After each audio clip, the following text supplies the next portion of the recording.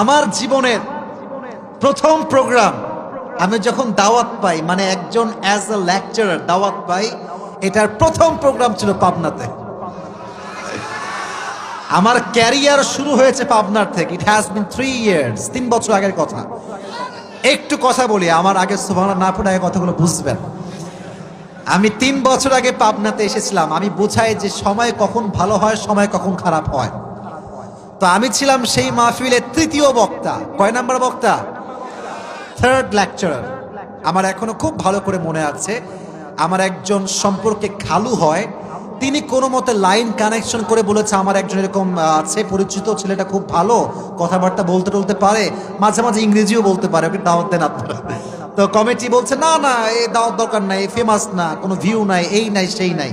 পরে উনি আমাকে রিকোয়েস্ট করে দাওয়াত দিয়ে নিয়ে আসছে। আমি ছিলাম তৃতীয় বক্তা। তা আমাকে কেন নিয়ে আসছে এই নিয়ে প্রধান বক্তা খুব রাগ। এই কই থেকে এই বক্তা নিয়ে আসছে, দ্বিতীয় বক্তা নিয়ে আসবে ভালো কথা, তৃতীয় বক্তা কেন নিয়ে আসছে?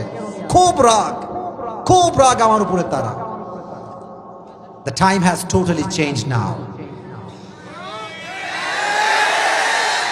সময় এখন পরিবর্তন হয়েছে। এখন আল্লাহ আমাকে সবচেয়ে উত্তম সময় দান করেছে, ঠিক কিনা বলেন?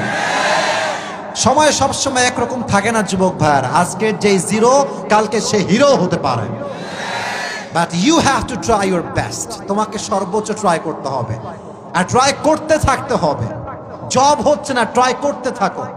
বিজনেস সফল হচ্ছে না, কিপ ট্রাই, করতে থাকো। মাথায় রাখবা, যে করতে থাকে, ট্রাই করতেই থাকে, মান জাদ্দা ওয়াজাদা, যে চেষ্টা করে সে একদিন পায় পায় পায় পায়, ঠিক কিনা বল? এজন্য আমার যুবকদের জন্য একটা কথা, ক্যারিয়ারটা সুন্দর করো, আবেগে থেকো না। তুমি আজকে যেই মেয়েকে দেখে ফিদা হয়ে গিয়েছো, মাথায় রেখো ये অপশন ही অপশন নেই, और भी অপশন বাকি है।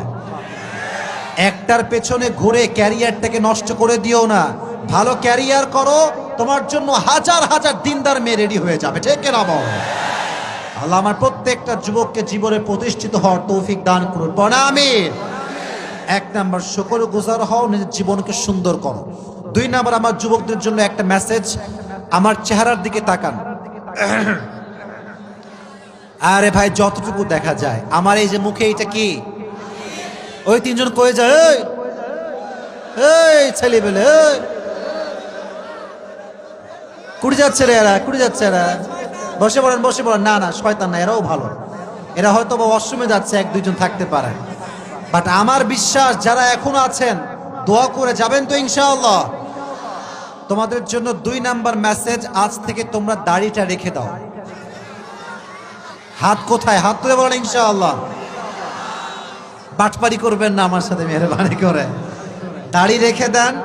আমি জানি অনেক মেয়ে দাড়িওয়ালা যুবক পছন্দ করতে চায় না, এটা আমি জানি। যারা দাড়িওয়ালা পছন্দ করে না, মেয়েরা যেহেতু আমাকে শুনছে, I am so sorry to say like this, I am so sorry, but আপনার রুচিতে সমস্যা আছে, আই এম সো সরি। আর যদি কোনো মেয়ে, কমিটি হাসতেছে কেন? আপনারা হাসবেন না, আমার কথাকে বুঝবেন। যেই মেয়েদের রুচিতে সমস্যা, দাড়িওয়ালা পছন্দ করতে চায় না, বি কাইন্ড উইথ দেম, একদম বিনয়ের সঙ্গে, দয়ার সঙ্গে। বোন, দাড়িওয়ালা পছন্দ না তো থামেন, বিটিএস নিয়ে আসছে, ওইটাই পারফেক্ট হবে আপনার জন্য। কারণ বিটিএস এখন হিজড়া না পুরুষ, ওইটা আমি আর কইলাম না ভাই। একমাত্র বিটিএস ভক্ত মেয়েরা দাড়িকে পছন্দ করে না, ঠিক কিনা বলেন যুবক ভাই?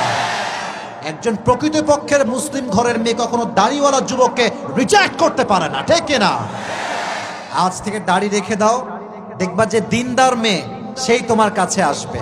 আর মাথায় রাখবা, যেই মেয়ে তোমাকে টাকা দেখে বিয়ে করবে, সে তোমারে বিয়ে করে না, সে তোমার টাকাকে বিয়ে করেছে। আর যে তোমাকে তোমার নবীর আদর্শ দেখে বিয়ে করবে, সে তোমার আদর্শকে নয়, সে তোমাকে বিয়ে করেছে, ঠিক কিনা বলো যুবক ভাই? আমার কথা হচ্ছে, যেই মেয়ে যুবককে নবীর সুন্নত দেখে বিয়ে করবে, সেই মেয়ে তো খাদিজার মতো মেয়ে হওয়ার একটা সম্মান পাওয়ার যোগ্যতা রাখে, ঠিক কিনা বলেন? তাহলে আজ থেকে একটা ওয়াদা করে নেই, তারপর তাফসিরে ফিরে যাবো ইনশাআল্লাহ। আমার সঙ্গে ওয়াদাটা একটু মন খুলে, এই যে বুকে হাত রাখেন, বুকে হাত রাখেন, আছে বুকে হাত করে আপনাদের হাত রাখেন, বলেন এবার সবাই, আমি যা বলে আওয়াজ করবেন না, আমি যা বলি you have to repeat after me. আমি যা বলি আপনারা বলবেন। সবাই বলেন হুজুর। না, আপনার আওয়াজ এরকম হইতে পারে না। Let's try again. সবাই বলেন হুজুর।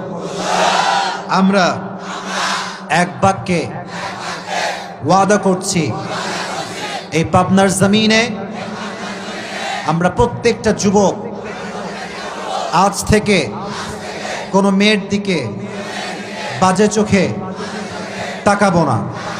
আজ থেকে আমরা আমাদের দাড়ি, বাম হাত বলেন, আমাদের দাড়ি রেখে দিব। জোরে সরে বলেন ইনশাআল্লাহ। আল্লাহ প্রত্যেকটা যুবককে দাড়িওয়ালা যুবক হওয়ার তৌফিক দান করুন। সকলে পড়া আমিন।